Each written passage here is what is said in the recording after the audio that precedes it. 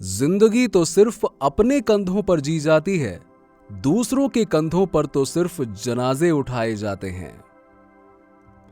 मेरा धर्म देश की सेवा करना है। प्रेमी, पागल और कवि एक ही चीज से बने होते हैं। देशभक्तों को अक्सर लोग पागल कहते हैं।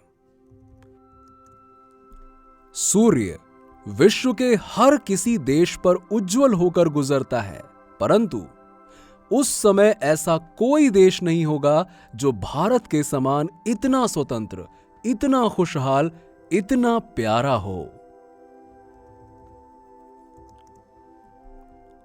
मनुष्य या इंसान तभी कुछ करता है जब उसे अपने कार्य का उचित होना सुनिश्चित होता है।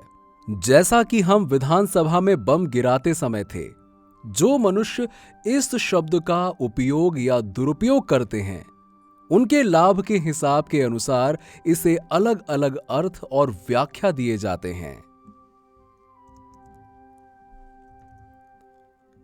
राख का हर एक कण मेरी गर्मी से गतिमान है। मैं एक ऐसा पागल हूं जो जेल में भी आजाद है।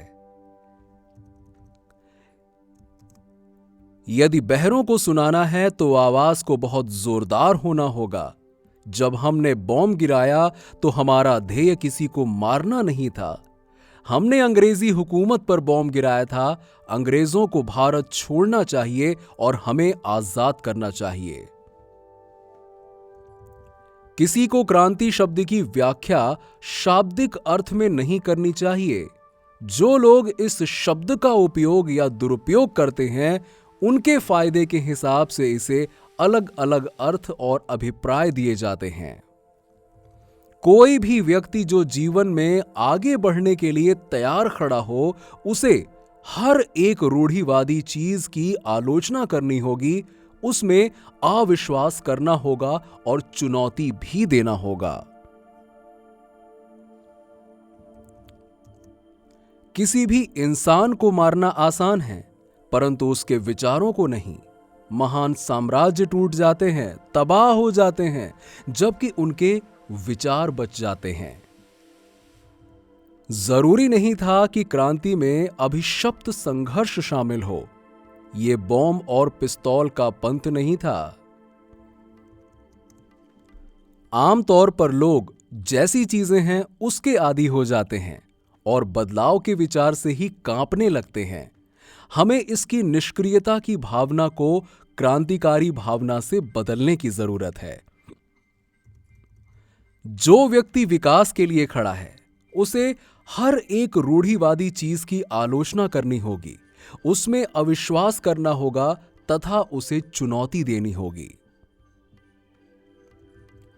मैं इस बात पर जोर देता हूं कि मैं महत्वाकांक्षा, आशा और जीवन के प्रति आकर्षण से भरा हुआ हूं, पर मैं जरूरत पड़ने पर यह सब त्याग सकता हूं, और वही सच्चा बलिदान है।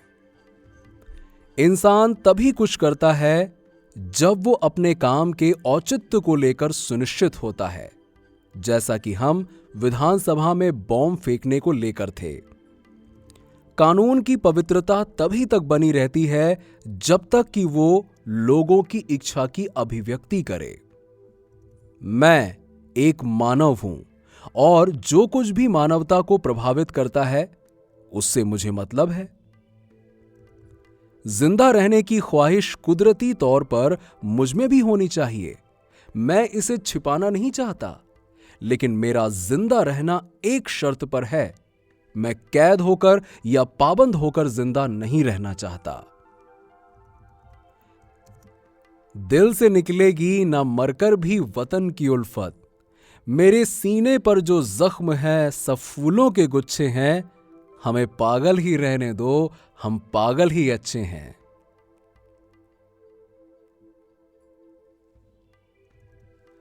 अपने दुश्मन से बहस करने के लिए उसका अभ्यास करना बहुत जरूरी है। इंसानों को कुचलकर आप उनके विचारों को नहीं मार सकते।